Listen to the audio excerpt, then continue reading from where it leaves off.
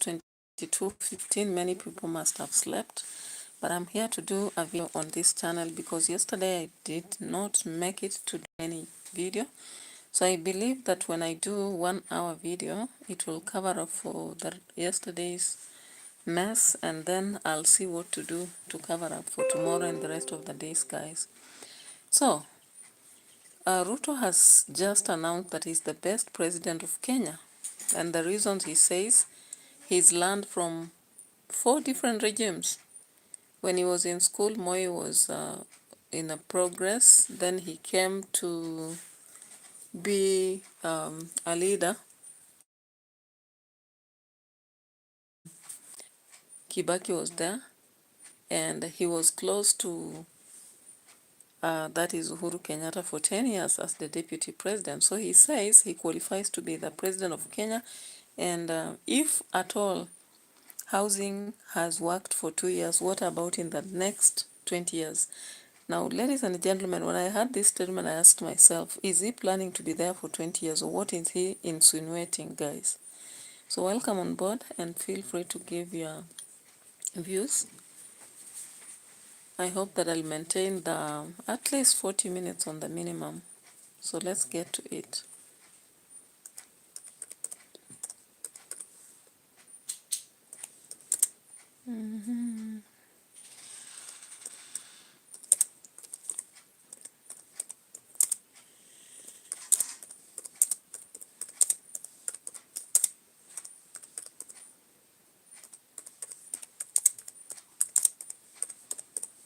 I'm just trying to get that video, guys. Get on board.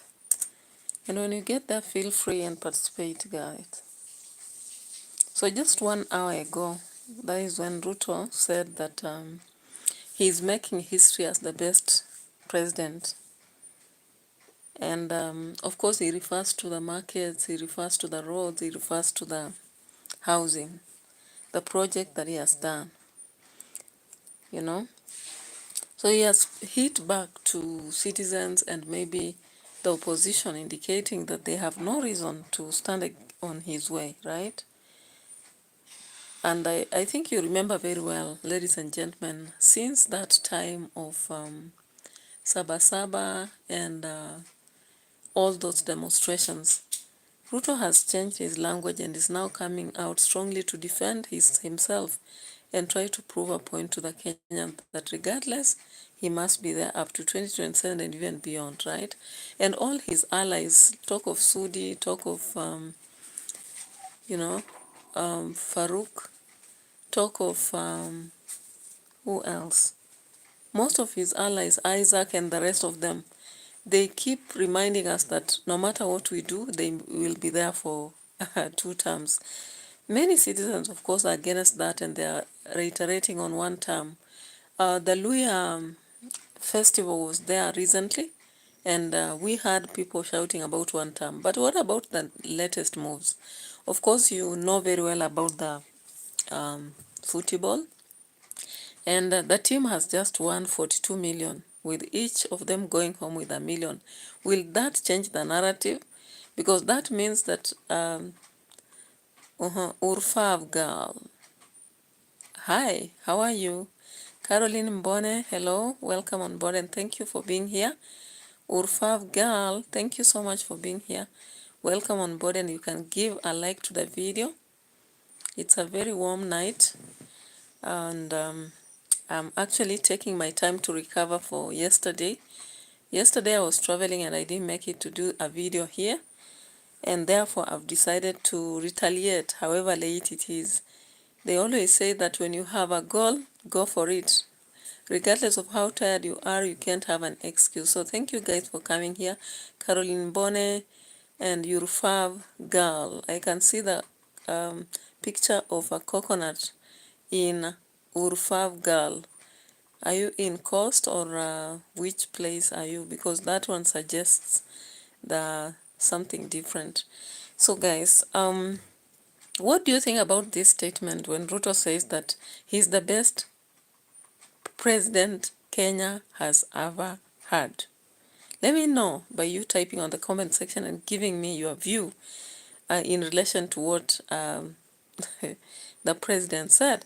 So the president feels that he's the best president ever the country has had. Now let me play the video on this, and so that you can get the reason why. Nish Wasif. Nish Wasif, welcome so much here. Thank you for the comment. And I welcome here to this commentary on politics. Yeah, I really enjoy talking about politics. It's the sweetest thing ever to talk about. When you talk about Jamaican politics, Kenyan politics, Ugandan politics, there is something you learn every day, and there is something you actually get to see. And your comments create the world for me. They give me the pleasure to hear what you think, what you believe. So I really appreciate your presence here, especially at the ungodly hours as this, 22, 21, that's the time in Kenya. If you're in Kenya, most people are sleeping, but then I'm here to do my thing, because sometimes it is what it is. I always say, before I hit my goal, I can't go sleep, because sleep will always be there. And once I hope, once you make it, you can sleep whenever you get that chance. So thank you guys for being here. I really appreciate you for taking your time and coming here. So let's get here and see why Ruto says he's the best president Kenya has ever had.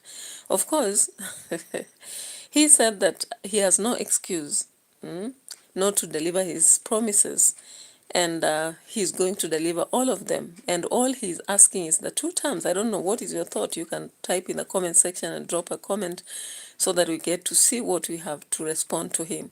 So here he sits in the meeting in the, is it a brown suit, and listening all along. And then he comes about to the platform and declares himself the best president Kenya has ever had. What is your thought?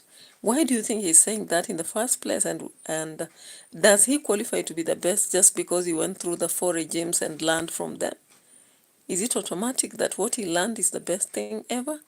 Because most of his tactics are referred to the former President Moi.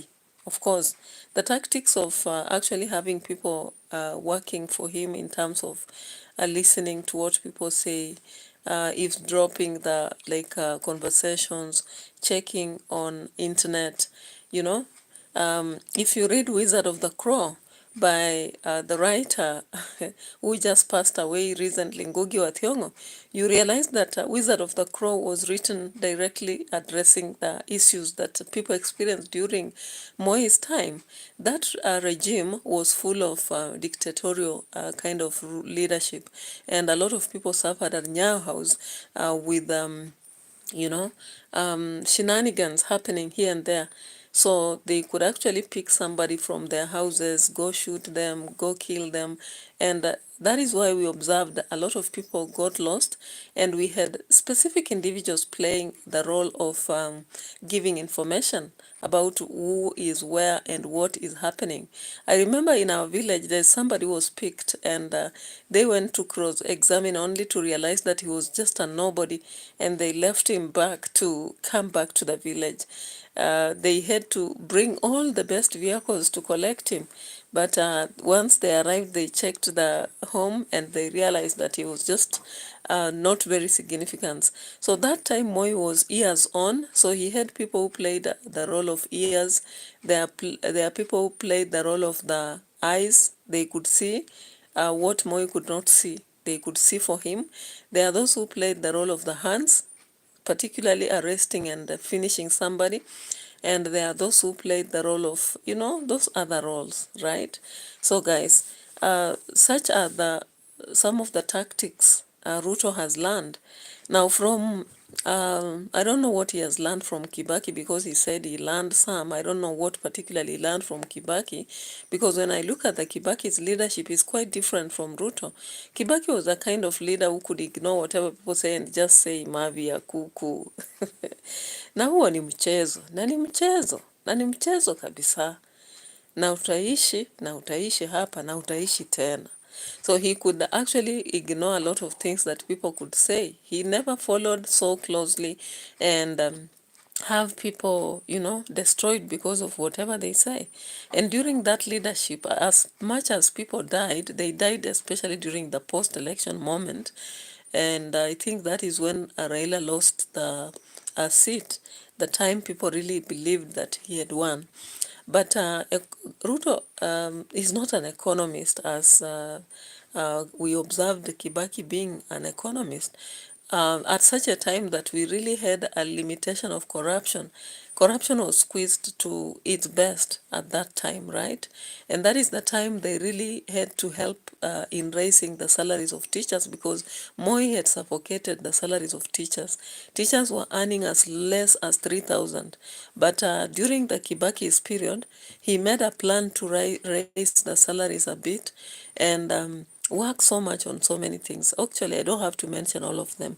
Then when it comes to Uhuru, I don't know what I can recall. Uhuru's government, while it was running, the first 5 years, we noticed some difference with the a lot of borrowing though, so that people also complained, and of course there were some killings that happened again, but they were not really so pronounced as currently. We also saw the rise in, I don't know how comes, kind of bank, things to do with that really rose a bit, but the economy was a bit better. Now, currently, Ruto is talking about having learned from all that, but I just want to see what exactly did he learn from who. So ladies and gentlemen, let's get to listen to him here and see what he says. In the air of self-admiration, blowing his own trumpet at decibels that defy common norms, President Ruto started with an account of his physical and academic attributes, as well as his journey up the political ranks. Nimekuwa mjumbe miaka 15. Nimekuwa naibu wa rais miaka 10. Sio experience inatosha? Mimi sio mzee sana. Jana mimi naelewa kufanya maneno. Ama namna gani? Mimi nimesoma ya kutosha. Hatujawahi kuwa na daktari ambaye ni rais wa nchi. Then came his rural background. Mimi ni mtu naelewa. Mimi nimezaliwa huko mashinani. Sasa shida ya Kenya mimi naelewa. Sasa mimi nitasema nimekosa kufanya hii kazi kwa sababu gani? I have no reason. I don't have an excuse. So I have to do the difficult job. Hii kazi yote ambayo mimi nafanya, kazi ngumu, ni kwa sababu there has never been an opportunity for a person with the experience I have, with the education I have, with the knowledge I have in Kenya. So I must do it. And wrapping the qualities of his predecessors into one attributes package, President Ruto declared himself a combination of the abilities of all four previous presidents. I have combined all my predecessors. You know, I have the courage of Jomo. I have the understanding of Moi. I have the education of Kibaki, and I have the plan we shared with Uhuru Kenyatta. I have no excuse than to do everything that needs our health provision, transforming our infrastructure development. That is the assignment that I have. Giving an upbeat assessment of his record in office course to transform Kenya. All right, so tell me what's going to happen in. So the president went further to talk about the fact that when in 20 years, what will happen? And my question was like, are you sure you want to be there 20 years, or what are you telling us exactly? Elijah Mwas, hi. You came when I'm talking, so I couldn't stop, but thank you so much for happening to be here. So this is the statement he finished him. 5 years. Tell me what's going to happen in 10 years. Tell me what's going to happen in 20 years. You will not recognize Kenya because it will be a different place because of housing. The president was speaking. Hey, Roy Kanu, welcome on board. Elijah Mas, welcome on board. Hi, how are you? I hope you're fine. Yeah, so I hope that you've heard what the president was saying. And I don't know, because I was looking at the body language of the many people within the gathering, and some of them were just lost in thought, others were looking at him, others were smiling sheepishly, others were frowning. I would like to turn the camera and have you look at the people there. Roy Kanu, thank you so much. Jack, hello. Welcome on board. You can give a like to the video. Actually, people come, but they forget to give a like. Just contribute by giving a like to the video, and I really appreciate that presence. All right, Roy, can you don't forget to give a like? Jack, don't forget to give a like. Elijah, don't forget to give a like. Yeah, so let's go to the endeavor again here. And I want you to look at the body language. Look at this guy, for example. All right. This guy is looking at the president and he doesn't believe what he's saying. Now look at this one. You can see his look. Look at this one. Look at this one smiling sheepishly. This one is just lost in thought. This lady is so tired with the meeting. This one here is also lost in his own thought. This one smiling sheepishly. So you can randomly see this one is not even in the meeting. All right, that is it, you know. Okay, thank you. Thank you for the compliment, Jack. Roy, can you? Top fan. Thank you so much. All right. So when I look at that, I wondered what actually motivated the president to begin beating his own drum, you know, celebrating himself. You know, Mr. Lizard fell once, and when he fell, he failed to see anybody appreciate him, and he started appreciating himself, all right? Yeah, I was traveling, Jack. I traveled, and that is why I did not come live. But I was live on, was it on Saturday and Friday? I was live. You can actually check on my live videos. You'll see I was there. But, you know, it's only that I vary time. When I get time, that's when I'm there on live.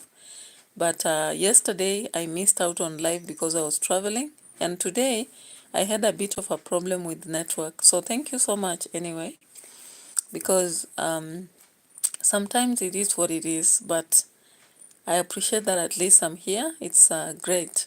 So thank you for also recognizing that thing. You know, when somebody notices that you are not there, you really appreciate the present. That I hope that the network will be stable so that tomorrow I cover up the 2 videos for the loss of the Sunday. Yeah. But I've been forced to be here this late because it is what it is.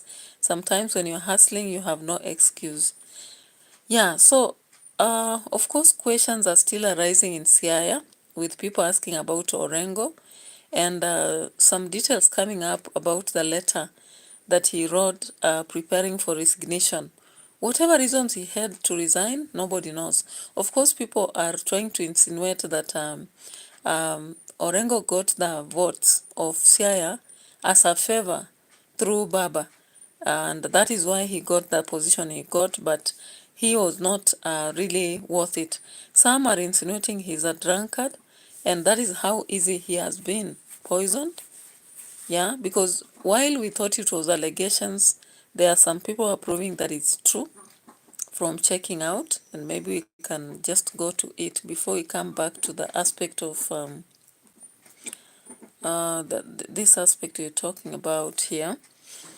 Yeah, so guys, let's look into this before we come to aspects of Natembea or Mchomba and Sifuna. Yeah, here it is. Of course, there is this speech Orengo gave before what has happened did happen. I want you to just listen to it. Because he was not in uniform and people saw him draw a gun. So the crowd jumped on him and he was literally pulled apart and died a very painful death at Central Park. Now, instead of doing proper investigations, look at the people who attended that rally, who are generally with Raila Amolo Odinga or Jaramogi at that time, and that is why they were arbitrarily arrested. Even my own driver, who is here, Michael Kuma, was also arrested. There's a young man in the street known as Dod Kenyatta. He was there. Lumumba Owade, who had just spoken, was there. There were nearly 9 of them. Your Excellency, what helped that case there was a policeman who recorded his statement in English. And then when we went to court, after he had been sworn to say the truth and nothing but the truth, when he was shown the statement and asked which language he was going to speak in, and he said he is going to speak in Swahili. Unfortunately, his statement was in English. So when I started asking him questions in English, the judge then Okubasu is in English that there cannot be a policeman who was a superintendent of police who did not understand the English language. So every time I put him a question and read his statement, all the time he was saying, hiyo si mambo yangu, mimi sikusema hiyo. So ujinga ya huyo polisi. So guys, that was of course that is the speech that is actually in air. People are saying that is the last statement Orengo gave, right? All right. So let's now go to the unraveling challenges in ODM. ODM, as I've done in most of my analysis, is lately becoming a losing party. And maybe some people will not accept or agree to that, you know. But the reality is the many wars that are coming up in ODM and the fact that everybody feels like they should be so much, you know, attached to the government before, you know, I don't know for whatever reason. But I just want you to listen to this statement from Hamisi. Is it Hamisi, right? And what he said. And remember, I already informed you about Wanyonyi, who wants to vie for the gubernatorial position in Bungoma. And he clearly stated that he would not be running as an ODM member, but as an individual, right? We've seen also battles with Babu, who has declared that if they don't support him, then he's gonna find his way. Now let's listen to this guy here. You for all these years, I have stood in a party that was not predominantly the party of support. I have won in this party twice against resistance, against big party politics. Naambia baba hivi, nimwambie nisimwambie? Niambie baba nisimwambie? Ukiamua kuunga mkono William Ruto, itakuwa mwisho wangu na Raila Odinga. Imefika itafika. Imefika itafika. Na mimi naisema mchana peupe. Na kama nika. All right, so I hope you've got that from Hamisi Caleb. Again, saying such statements, it's time a party. It's a very important time for the party to rethink, because this means that already these people are rebelling and they might come up maybe with a party or join any other to survive politics. Because politics, of course, they say is a dirty game. And because it's a dirty game, everybody defends their position. Sometimes people reach at a point whereby they say, it's not about the party, it's about me. So let's get to see also Sifuna. Of course, Sifuna, everybody knows that he has been in the midst of you know, a battle. And if you've read about Maverick's statement defines a lot. Of course, Maverick is the one insinuating that Orengo was poisoned, and she knows who did it. At the same time, she's now threatening Sifuna and saying, aache kujifanya na Kiingereza kingi because she might be the next. That is a very difficult statement to say, but she has done it. So Maverick is one of the controversial very, you know, an individual exaggerate a lot of issues, but some of what she says is actually on the ground, right? We've seen some of the things she said. So guys, continue liking the video, follow the video, share my videos, because I have a target to actually have the watch hours reaching and also subscribers getting to at least 1,000. So continue subscribing, sharing the videos and liking. Thank you so much. So let's get to hear what Sifuna says here.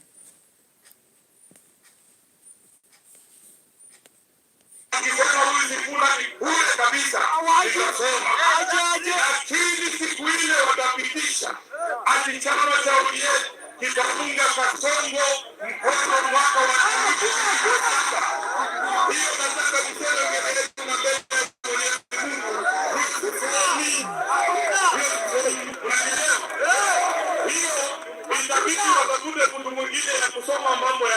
while all this was happening, guess where Raila was? That is the politics in ODM, right? Those are the politics in ODM. And guys, if you listen at all that, it's about the position. You know, these people know if they don't position themselves, 2027 is not far.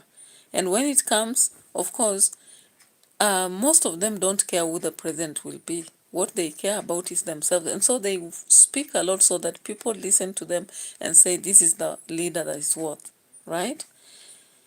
Meanwhile, let's see here. Of course, when Sifuna was saying that, we saw clearly that football was going on, and Ruto was watching, Baba too. So clearly Sifuna and Caleb Amisi are not executing Raila's mandate. They are on the... Let me show this one back there. See this? Have you seen Raila? Let me go back.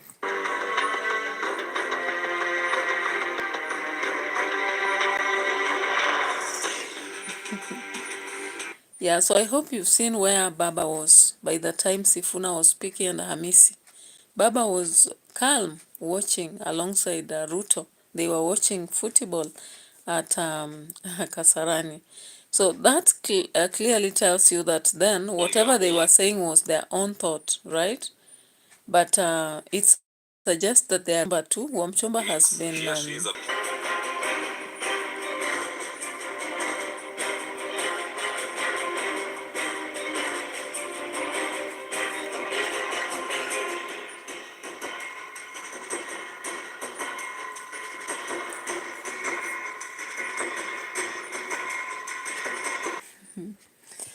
So Wamchomba also was at Saboti, and they sat closely with Sifuna. Who knows? Maybe there was a conversation to plan on how they'll get together and work through 2027. It is what it is. As I always say, politics is a game, and people play with numbers.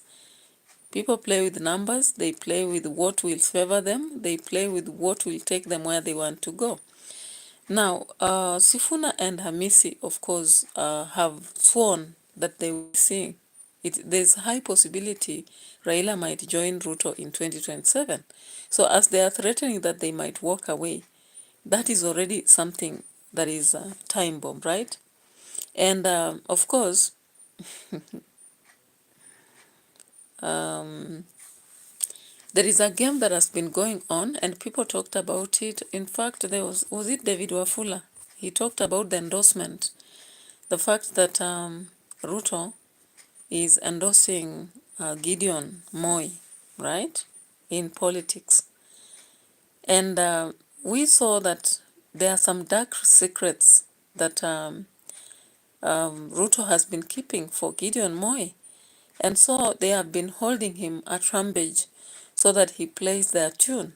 And of course, it seems that finally that has come, because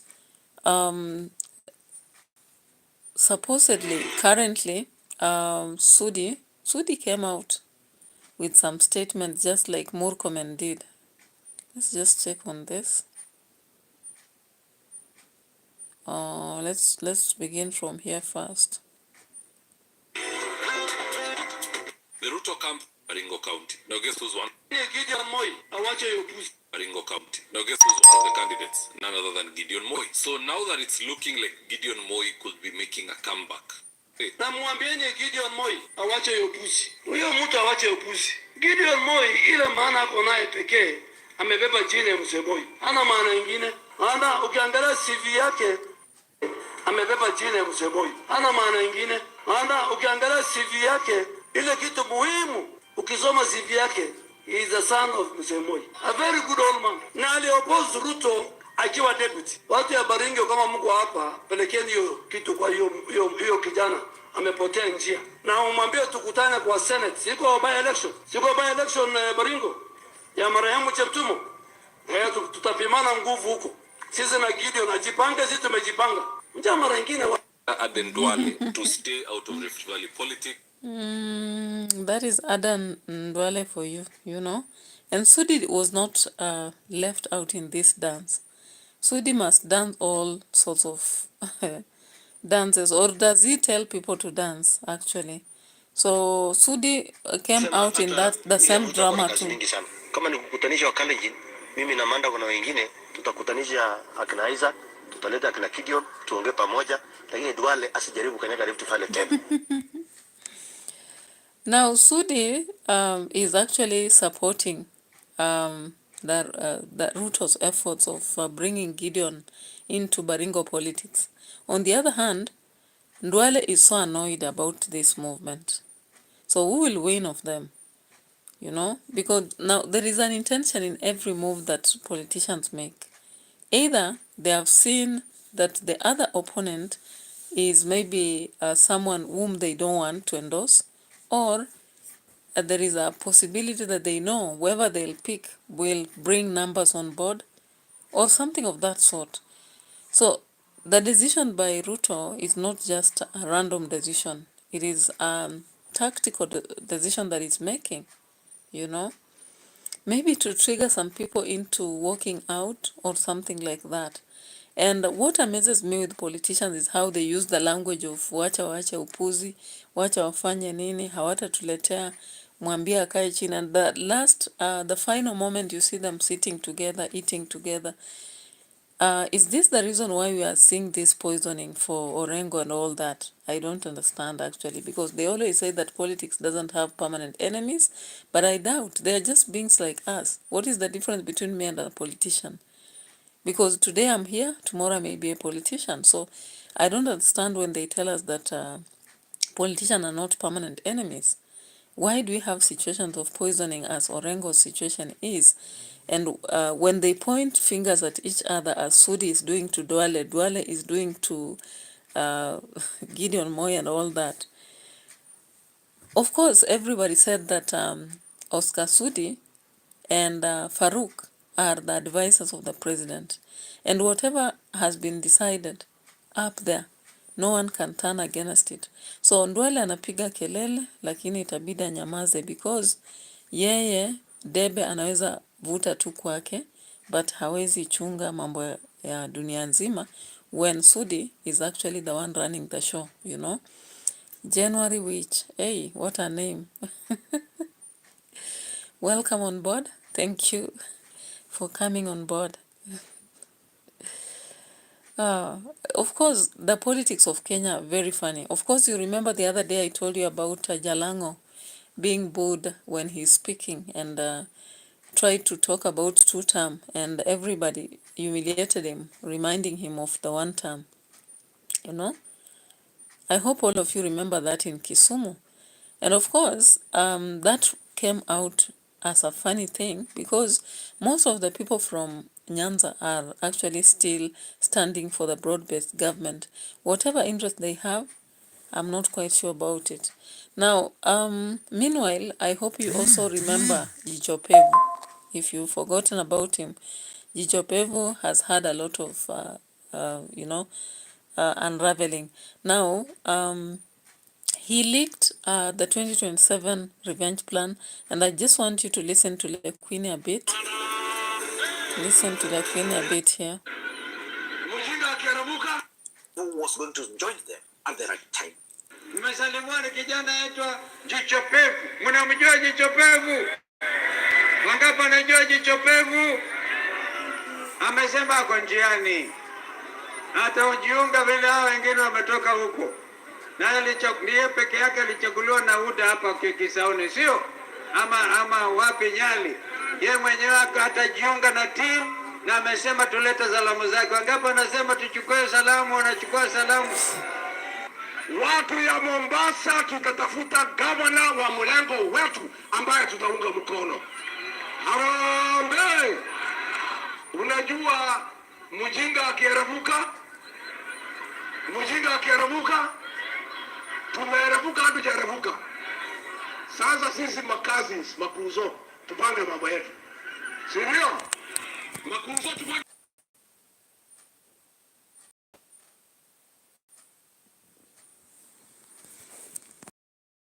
So January which had just asked a question, what is the correct language he's speaking? Who was that? Let's check for, was it Sifuna?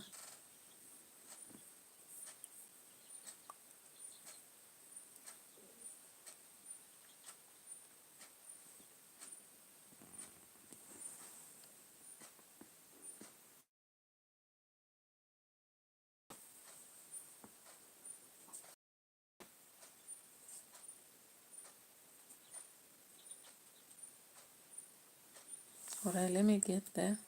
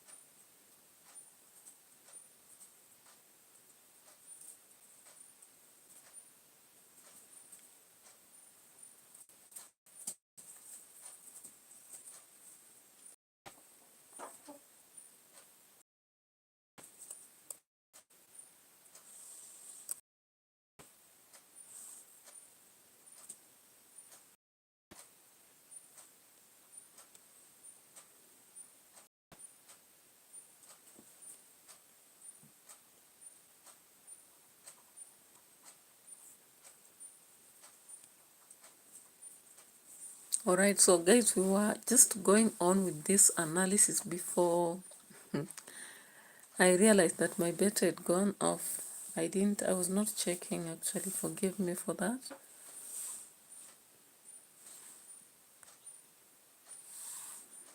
Yeah, so let me finish because I need to rest also. Tomorrow I have to go as early as 8. So let me check here.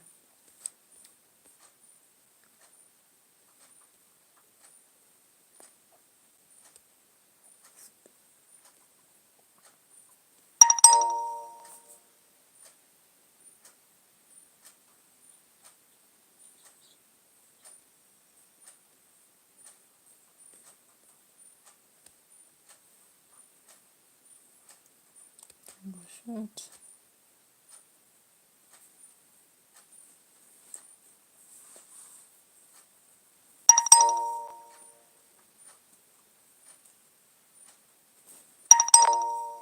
What's happening?